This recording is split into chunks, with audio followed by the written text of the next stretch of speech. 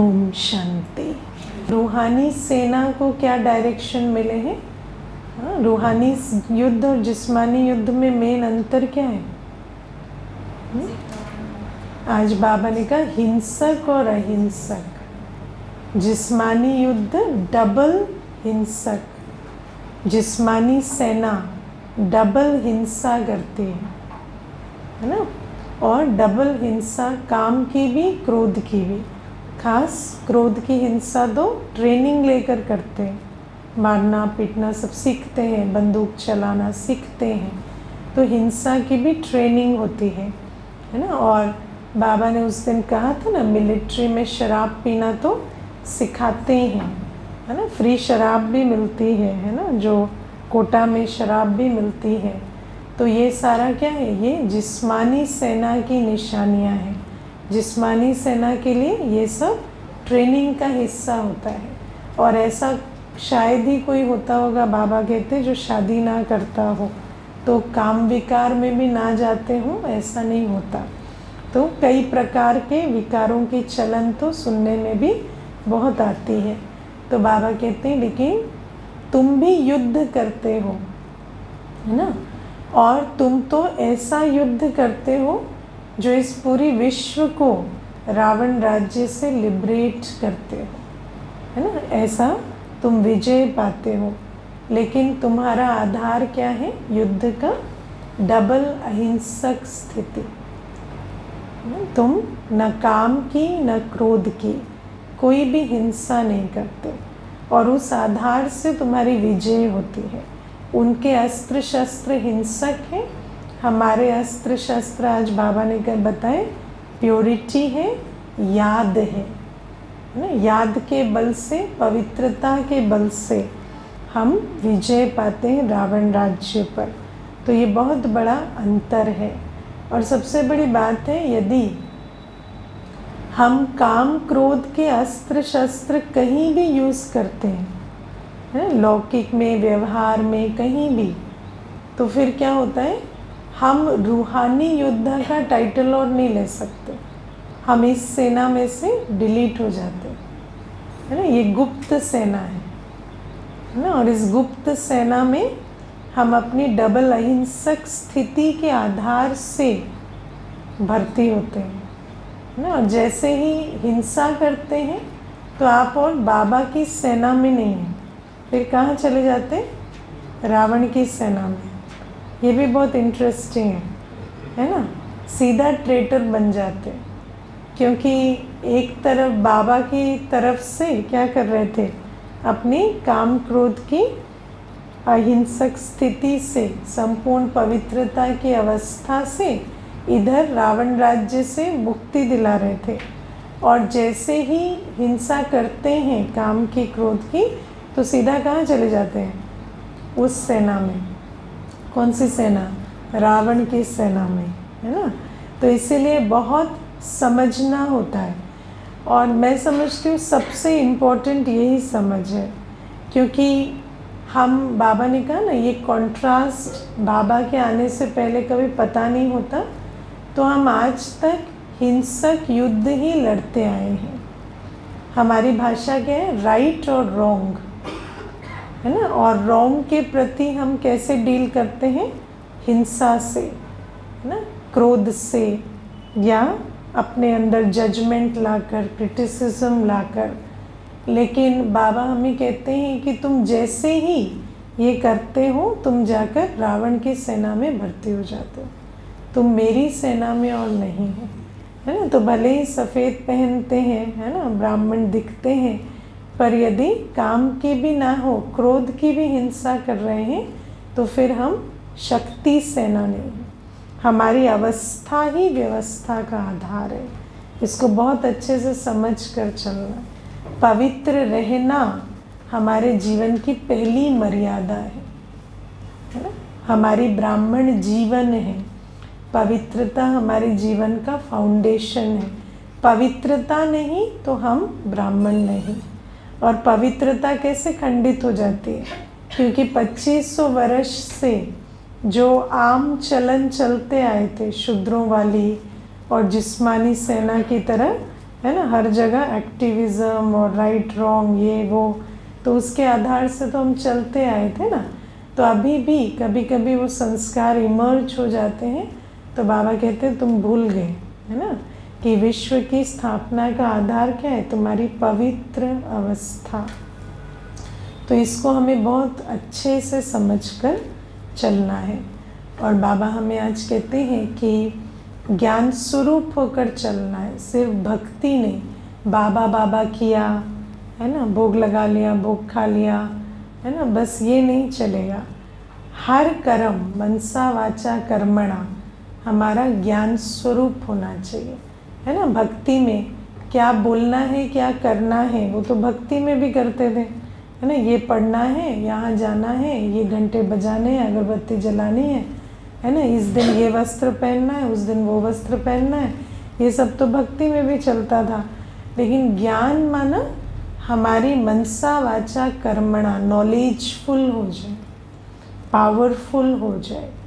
अगर वो नहीं है तो अभी भी भक्ति में ही चल रहे हैं, है ना। और भक्ति में क्या होता है, भक्ति में धोखा मिलता है रावण से। बाबा ने कहा ना, भक्ति और रावण राज्य इकट्ठे चलते रहते, भक्ति में धोखा खाते रहते।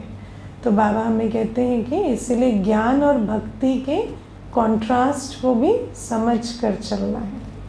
भक्ति में भावना है ना, लेकिन ज्ञान में भावना प्लस ज्ञान है। अगर सिर्फ भावना है तो वो भक्ति है, भावना विहीन भी नहीं है, भावना भी है, लेकिन ज्ञान युक्त भावना है। ज्ञान युक्त भावना समझते हो, है ना। जैसे किसी को कंफर्ट करने की भावना है, किसी को सुख देने की भावना है, लेकिन ऐसा नहीं सुख के नाम पर फिर उनको विकारों की पूर्ति कर दें।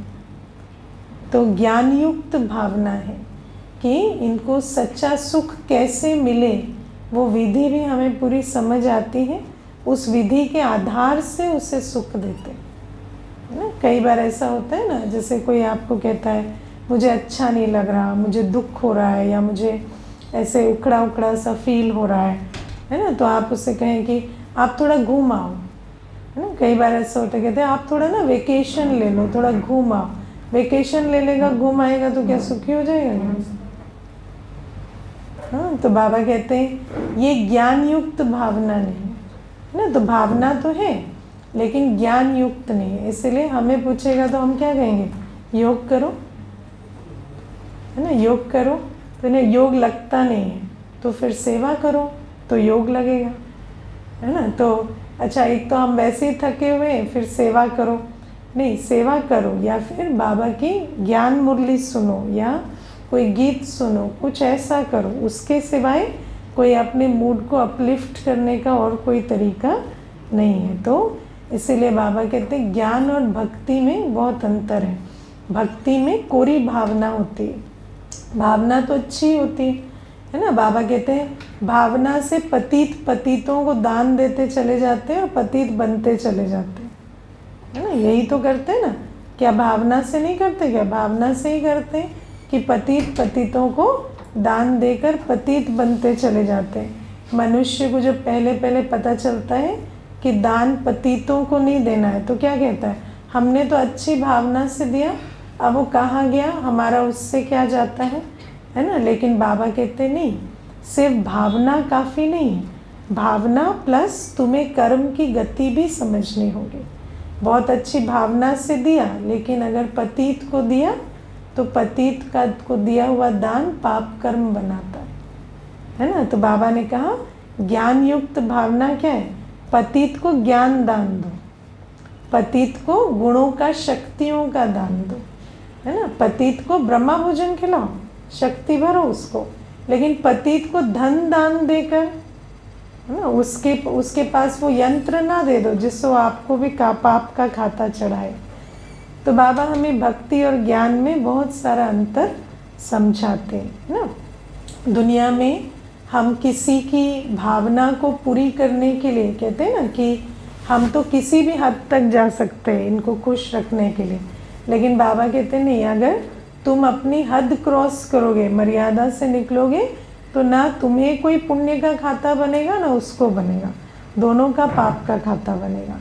तो इन सारी बातों को समझ कर चलना होता है। और बाबा हमें जो बताते हैं कि ब्राह्मण और शूद्र, है ना, तो जैसे शूद्र जो होते हैं वो क्या होते हैं, हर प्रकार की दुर्भावना से भरपूर होते हैं, पल पल में ईर्ष्या, पल पल में द्वेष, पल पल में भय। बाबा कहते नहीं, ये ब्राह्मणों की चलन नहीं। ब्राह्मणों को एक रस रहना, है ना, ब्राह्मण पवित्र होते हैं, स्वच्छ होते हैं, वातावरण का प्रभाव उन पर नहीं पड़ना चाहिए।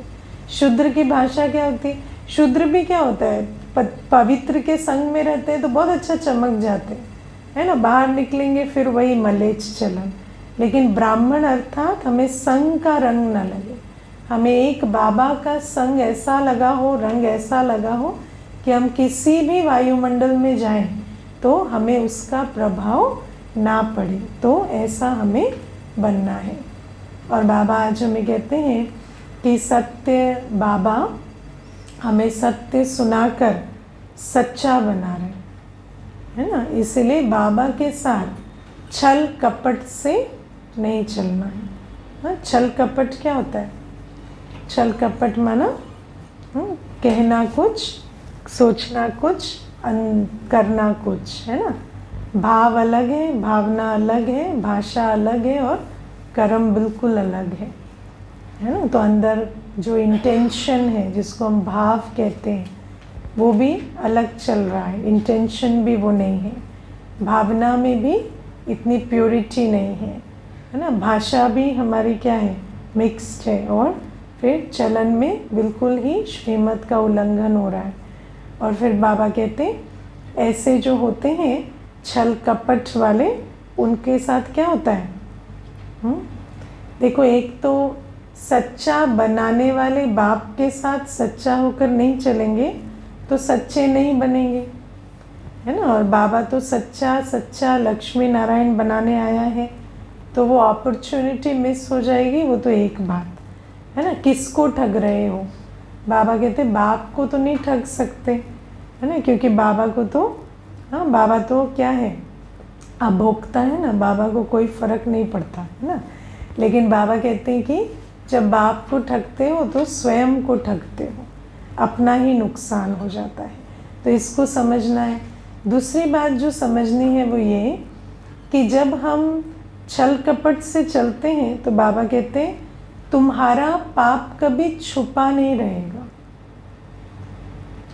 ये एक बहुत बड़ी चीज़ है और ये मेरे अनुभव की बात है कि बाबा के यज्ञ में छल कपट कभी छुपा नहीं रहता, है ना। चाहे 2-4 दिन सोच के भी चलेंगे, ठीक है भाई, लेकिन छल कपट बाबा के यज्ञ में अगर रखा तो वो छल कपट छुपा नहीं रहता, है ना।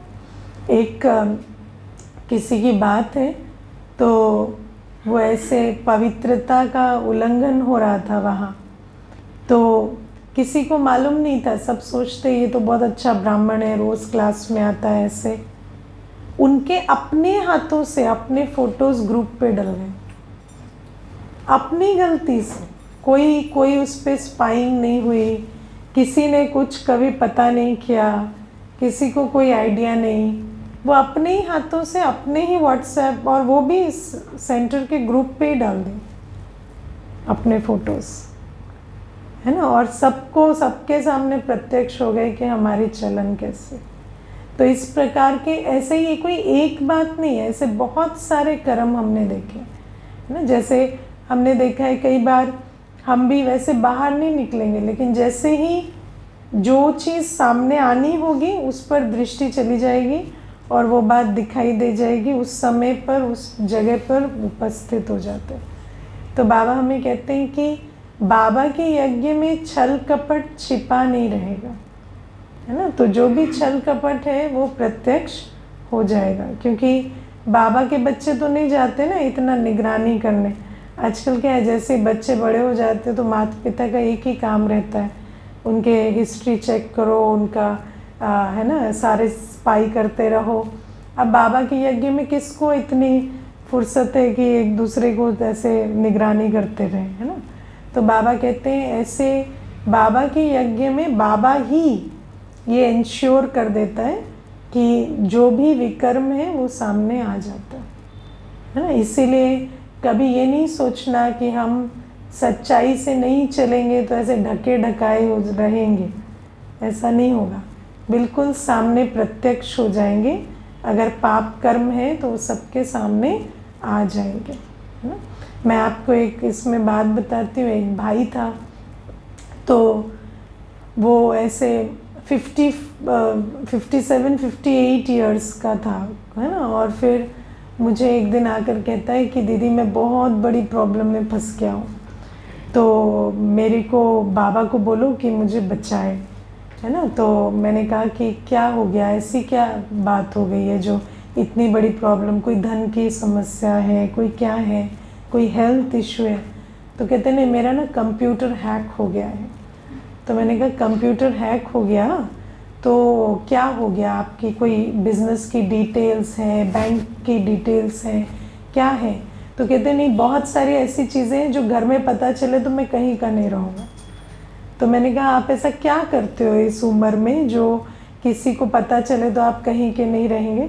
तो कहते दीदी वो तो मैं आपको बाद में डिटेल बताऊंगा, पर आप समझ तो गए ही होंगे।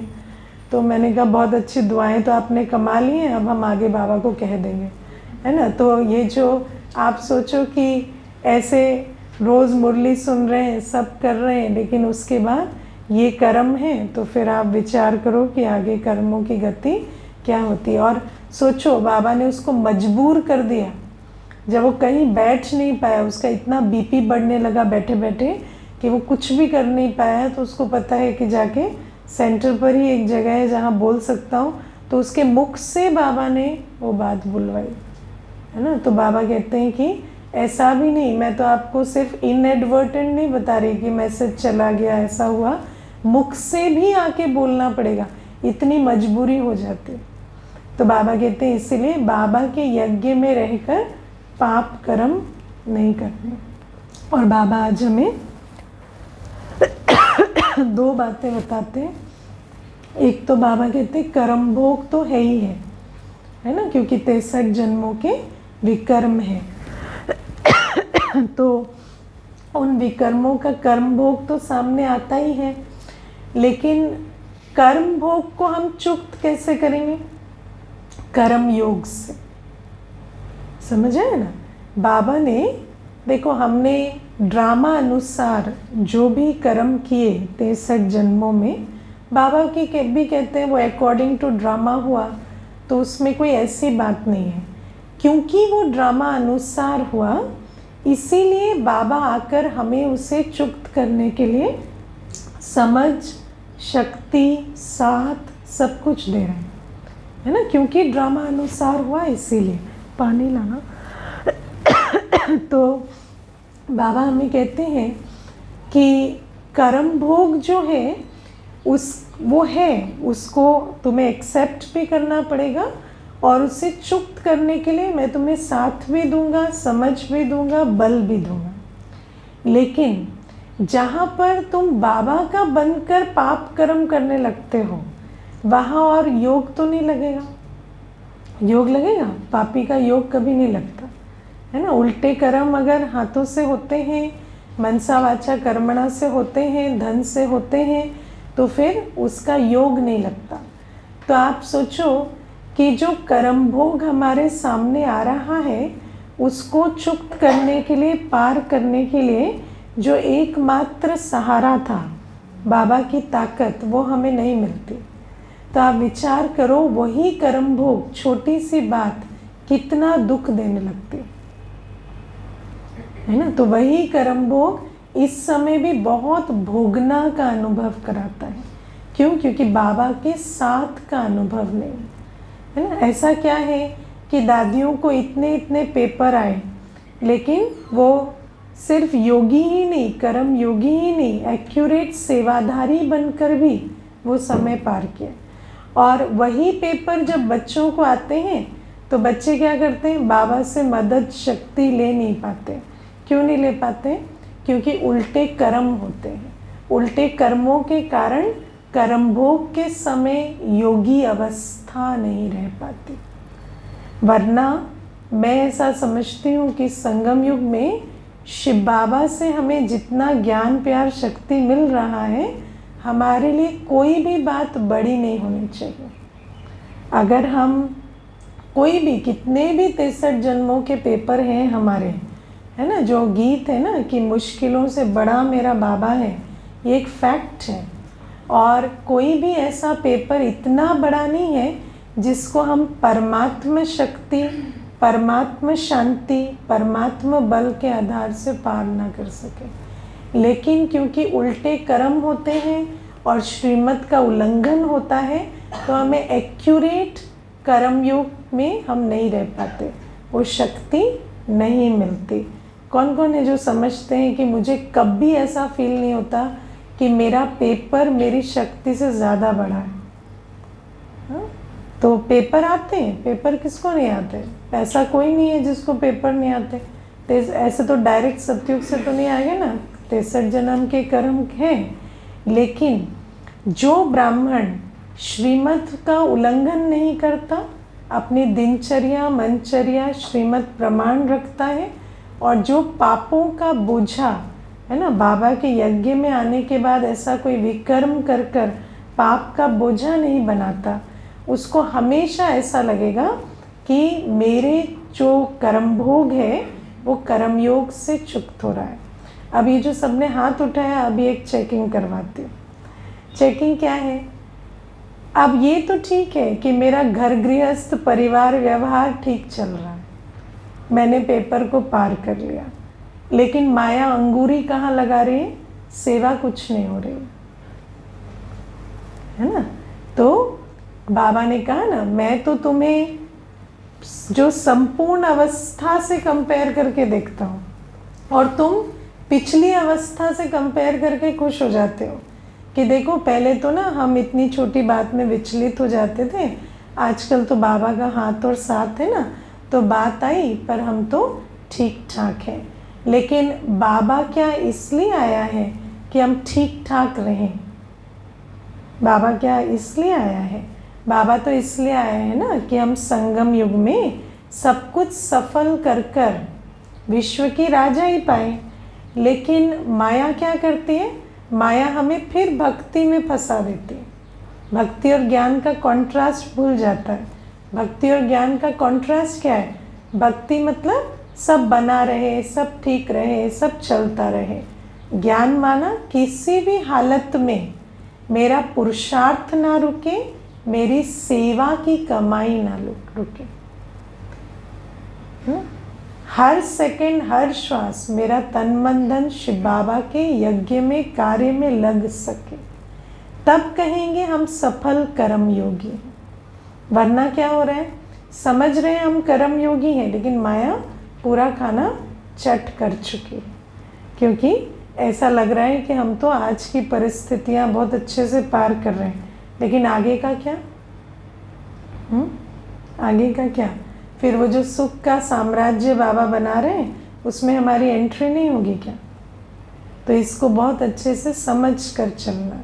इसीलिए बाबा कहते हैं, एक तो जो उल्टे कर्म करते हैं, जो श्रीमत का उल्लंघन करते हैं, वो कर्म भोग के समय है ना, या तो बहुत दुखी हो जाते हैं, या फिर गिर जाते हैं, या फिर ऐसे होते हैं कि बस है ना, मेरा बाबा मीठा बाबा कर रहे हैं, लेकिन कोई कमाई भविष्य की जमा नहीं हो रही।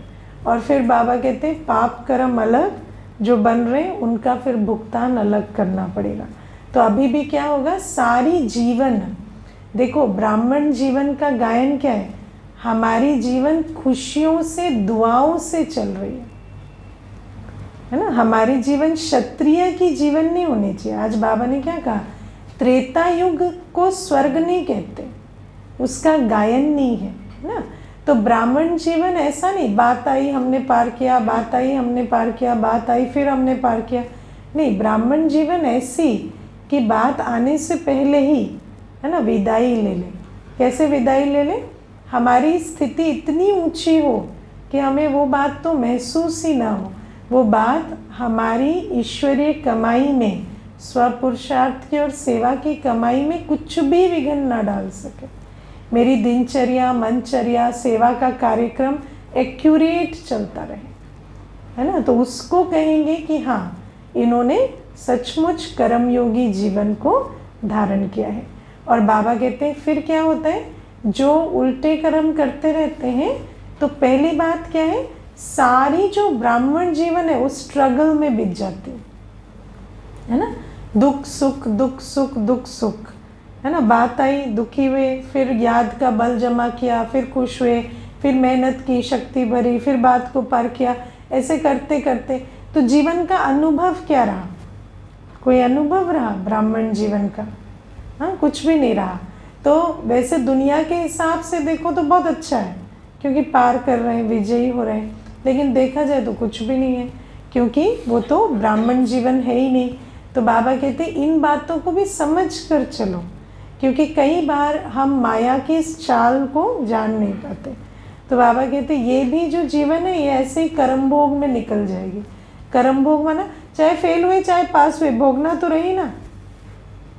हाँ, फायदा क्या हुआ ना, सारे जीवन एग्जाम ही देते रहे। किसी को देखा है नौकरी ही ना लगे, एग्जाम ही दे रहा है ना। एक एग्जाम पार कर रहा है उसकी खुशी, फिर दूसरा एग्जाम पार कर रहा है उसकी खुशी, तीसरा, पर कर क्यों रहा है?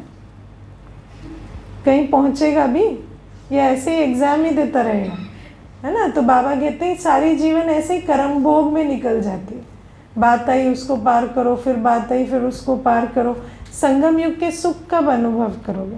संगम युग के सुख इंद्रिय सुख नहीं होते, संगम युग के सुख अतीन्द्रिय सुख होते, सेवा के सुख होते, है ना। अनुभव कि मैं आत्मा अपने 21 जन्मों की कमाई कर रही हूँ, वर्षे का सुख, सेवा का सुख संगम युग का सुख है ना। बाबा कहते हैं ना, कदम में पदम है तुम्हारे, तुम एक एक कदम सेवा में बढ़ाते हो ना, तुम्हें अनुभव होता है कि मैं पद्मों की कमाई कर रही हूँ।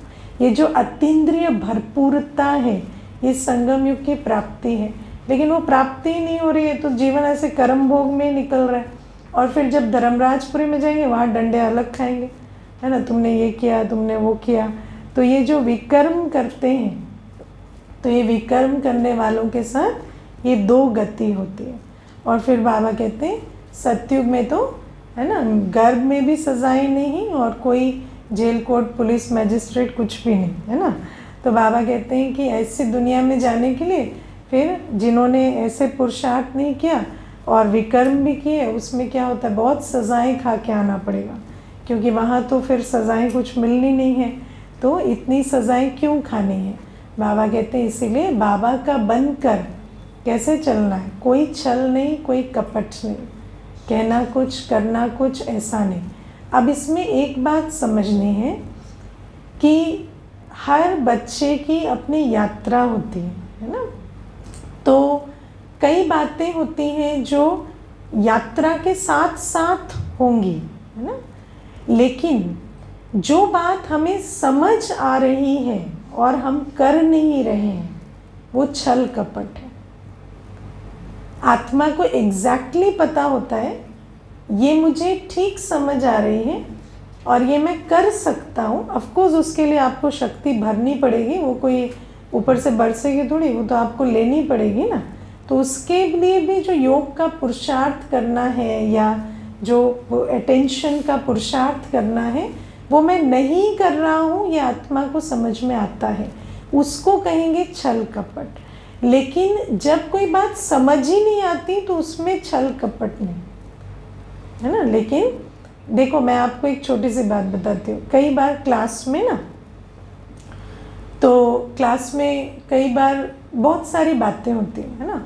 मानो एक छोटा सा एग्जाम्पल देती हूँ। मानो मैंने आपको कोई बात कह दी, है ना, मैंने आपको भले नाम लेके कह दिया, आप है ना बहन ये नहीं करते हो, ठीक है। लेकिन अगर आपको वो बात समझ नहीं आती ना तो आपको बुरा नहीं लगेगा, क्योंकि आपको समझ ही नहीं आया दीदी किस बात से नाराज़ है। आपको पता ही नहीं दीदी मुझसे चाहती क्या है। आप बाद में आके उल्टा ये भी पूछ रहे, दीदी आप कुछ कह रहे थे क्या, आप कुछ करना है, कुछ आप चाहते हो करना। तो हम कहेंगे अच्छा इसको समझ ही नहीं आता तो फिर ठीक है। लेकिन कई बार ऐसा होता है जनरल क्लास चल रही है ना, कोई किसी को कुछ कहा नहीं जा रहा, लेकिन बाद में आके पूछते ये आपको कह रहे थे क्या, ये आप मुझे कह रहे थे क्या, है ना, ऐसे कहते हैं, आप मुझे कह रहे थे क्या। क्यों आपको ऐसा लगता है? इसलिए क्योंकि कुछ ऐसा उस क्लास में कहा गया है जो आपको मालूम है कि आपको करना चाहिए, आपसे हो भी सकता है पर आप कर नहीं रहे हो, इसीलिए आपको वहाँ पिंच होता है। इसको कहते हैं छल कपट, है ना। और आप सोचो, छल कपट वाला रोज मुरली सुन के घायल होता रहता है, कितनी बड़ी बात है। भगवान की मीठी मुरली, हाँ, जिससे दिल कैसे आशीर्वादों से भर जानी चाहिए, उसको सुन के भी वो घायल हो रहा है। क्यों? उसके अपने मन में छल कपट है।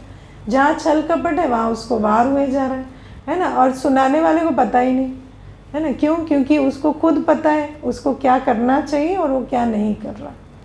तो ये जो छल कपट है ये बहुत इंटरेस्टिंग चीज़ है ना। और मैंने ये देखा कि जिसका दिल साफ होता है ना, जैसे बाबा ने कहा ना कि जो विकर्म वाला प्रत्यक्ष हो जाता है, तो साफ दिल वाला भी प्रत्यक्ष हो जाता है ना। कई बार ऐसा भी हुआ है, एक दो बार, कि हमें लगा कि ये आत्मा समझती है पर कुछ करती नहीं है ना, या इसका ये पुरुषार्थ हमें नज़र नहीं आता, लेकिन थोड़े दिनों के बाद पता चलता है इसको समझ ही नहीं आ रहा, अभी रहने दो, है ना। तो ये आगे बाबा जो भी समझाएगा उसको इस हिसाब से कर लेंगे, तो फिर उनको फिर से वो स्नेह के पात्र बन जाते हैं। तो ये जो बातें हैं, कोई भी बाबा के यज्ञ में ऐसा है ना कि हम किसके सामने बैठे, मिरर के सामने बैठे, सबकी सूरत साफ साफ दिखाई देती है। तो बाबा हमें कहते हैं छल है या नहीं, कपट है या नहीं, वो खुद ही खुद देखो, है ना। क्योंकि अगर बात समझ में आती है, ये भी पता है उसके लिए ये करना चाहिए, पर हम नहीं करते, है ना। कई आजकल इतने परवश होते हैं फ़ोन के, रोज़ व्यर्थ की बात सुनते हैं, ठीक समझ में आता है फ़ोन बंद करना है, नहीं यूज़ करना है, व्यर्थ में नहीं जाना है, लेकिन वो स्टेप नहीं उठाते, है ना। और फिर वो बात अंदर अंदर अंदर अंदर खाती रहती है, और दिल खाएगी तो बाबा से योग कैसे लगेगा। अंदर कॉन्फिडेंस ही नहीं है, कि हम बाबा की श्रीमत पर चल रहे हैं, तो फिर शक्ति वहीं से लेते रहेंगे, रावण राज्य से, है ना, और उसी के बल से चलते रहेंगे। तो ये भी आज बाबा ने बहुत प्यारी बात हमें समझाई है। और बाबा आज हमें कहते हैं कि ईश्वरीय संस्कारों के आधार से चलो। आज बाबा ने हमें ईश्वरीय संस्कार, व्यर्थ मुक्त बनना और शक्तिशाली मनसा वृत्ति, इसका कनेक्शन बताया है ना। देखो, बाबा असोचता है। बाबा ने अपनी एक क्वालिटी बताई है कि मैं असोचता हूँ। अब असोचता मतलब बाबा का कभी कोई व्यर्थ संकल्प नहीं चलता ना। बाबा का कोई संकल्प कभी व्यर्थ नहीं होता, जो होना है वही चलता है ना। बाबा का हर संकल्प सिद्ध होता है ना। इसीलिए बाबा शक्तियों का सागर है ना। बाबा इतनी शक्तिशाली ऑलमाइटी अथॉरिटी क्यों है? क्योंकि बाबा की कोई वेस्ट नहीं है, बाबा का कुछ भी वेस्ट नहीं जाता। तो बाबा हमें कहते हैं कि तुम भी ऐसा व्यर्थ मुक्त बनो, है ना। मेरे संस्कारों को अपने संस्कार बनाओ और ऐसा व्यर्थ मुक्त बनो, तब एक एक आत्मा की मनसा, उसकी वृत्ति में बहुत शक्ति होगी। मैं सुन रही थी एक अनुभव कि ब्रह्मा बाबा अंत के समय में किसी की भी 1 मिनट की मुलाकात में उसकी सारी भावनाओं को पहचान जाते थे, वो क्या कहना चाहता है वो समझ जाते थे और उसको निवारण देके भेज देते थे। उस आत्मा को एक्सप्लेन नहीं करना पड़ता था कि ये बात है, या मेरे दिल में ये है, या ये मेरी उलझन है, या ये मेरे को कमी कमज़ोरी है। बाबा उसको देखकर उसके साथ 1 मिनट में ही सारी बात समझ जाते थे, सल्यूशन देके काम ख़त्म कर देते थे। ये क्या है? ये शक्ति है आप सोचो परख शक्ति, निर्णय शक्ति, है ना, सबका समावेश बाबा के अंदर हो गया था। लेकिन बाबा ने क्या पुरुषार्थ किया जिससे वो जो शक्तिशाली अवस्था बनी?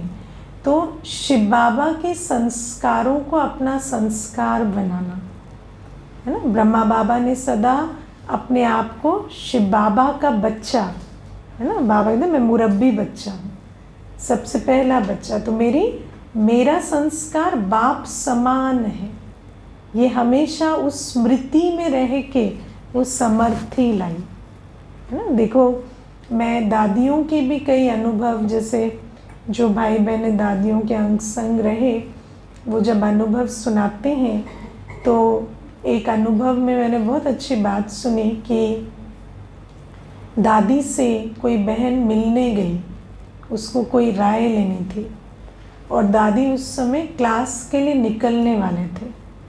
तो एक पार्टी मिल रही थी, तो दादी ने उस बहन को कहा आप थोड़ा रुको।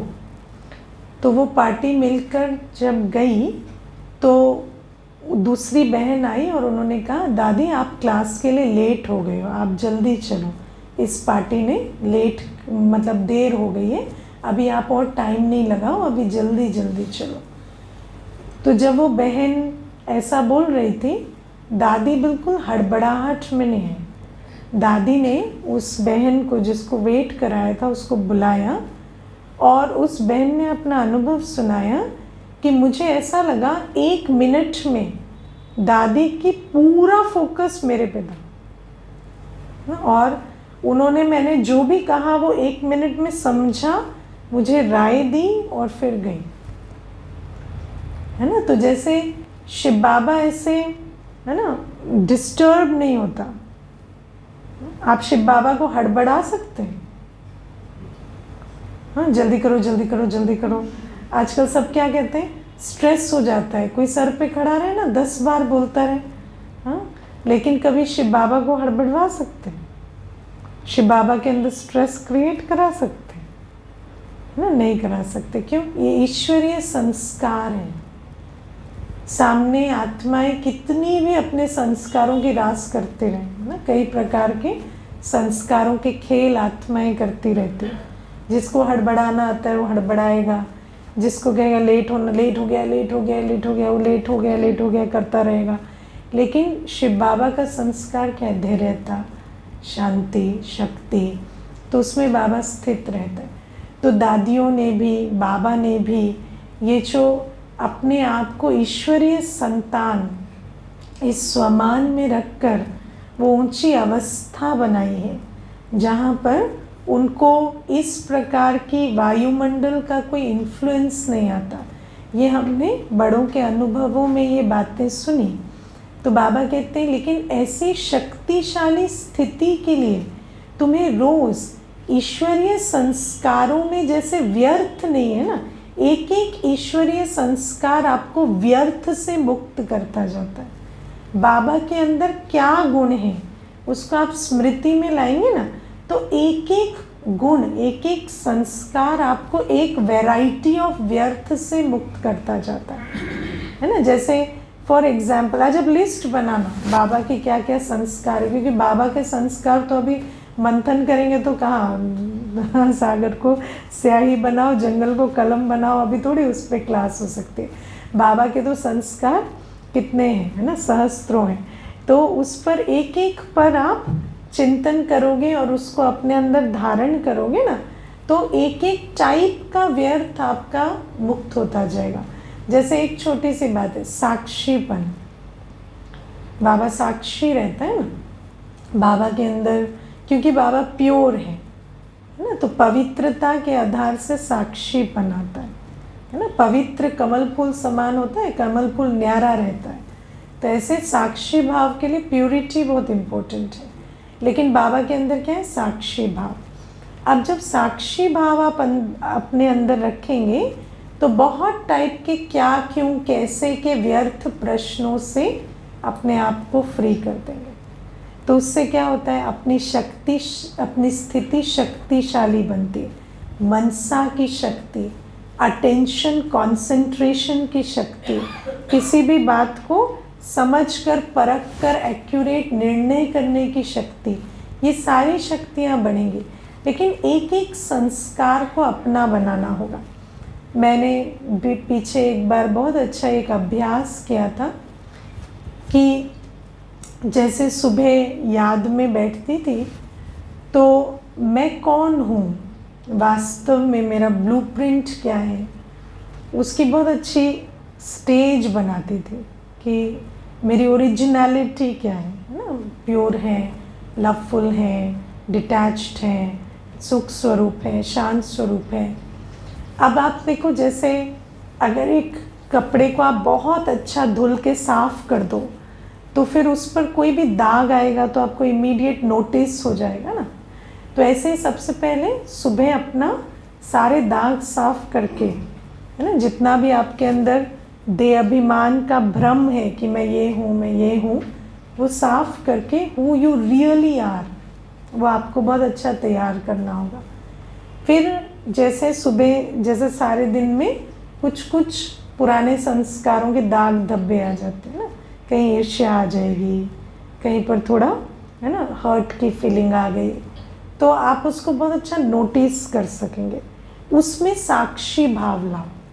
साक्षी भाव लाना मतलब कभी ये नहीं सोचो मुझे ये फीलिंग आ गई, उसको नोटिस करो और हटाओ। अपने स्वमान को नीचा नहीं करो, है ना, अपने अंदर सेल्फ डाउट नहीं लाओ। जैसे ही कोई फीलिंग आ गई, मैं खराब हूँ, मुझे ये आता है, मुझे ये फीलिंग आई, नहीं, उसको देखो कि रावण ने एक बीज प्लांट किया, उसको फटाफट निकाल दो। ईर्ष्या आई तो फेंक दो निकाल के, दुख हुआ फेंक दो निकाल के, समझे? फिर उसको क्लीन करो, ये मैं हूँ। कोई भी भाव, कोई भी संकल्प आया, कोई भी फीलिंग आई, उसको निकाल के फटाफट क्लीन करो। इसमें भी अपने मन को साक्षी होकर देखने का अभ्यास, है ना। और फिर जब आप अपने मन को साक्षी होकर देख पाएंगे आत्मिक स्थिति में, तो सामने वाले को भी साक्षी होकर देखना आपको बहुत बहुत ईजी लगने लगेगा। तो ऐसे बहुत सारे बाबा के एक एक संस्कार को जब आप लेंगे, और प्योरिटी को तो आप कितना भी अगर विचार सागर मंथन करें, बाबा का प्राइमरी संस्कार ही प्योरिटी है। तो बाबा कहते हैं एक एक संस्कार को मेरे पहले चिंतन मनन करो कि मेरे संस्कार का वो प्रैक्टिकल स्वरूप क्या है, किस प्रकार की मेरे अंदर वो धारणा है, और फिर अपने अंदर उसे धारण करो। और एक एक संस्कार से आपका बहुत सारा व्यर्थ फ्री हो जाएगा। जैसे आप देखो शांति का संस्कार है ना, जैसे वो आपके भटकन के व्यर्थ को समाप्त करता है ना। कई बार बैठे ना, कुछ करना है, कहीं जाना है, कुछ खाना है, ये बोल ये वो जो एक भटकन है, वो भटकन आपकी, वो व्यर्थ बहुत चलता है, कहीं जाएंगे नहीं, कुछ खाएंगे नहीं, अंदर चलाते चलाते चलाते खाली व्यर्थ का खाता बनाएंगे और अपनी शक्ति खोएंगे।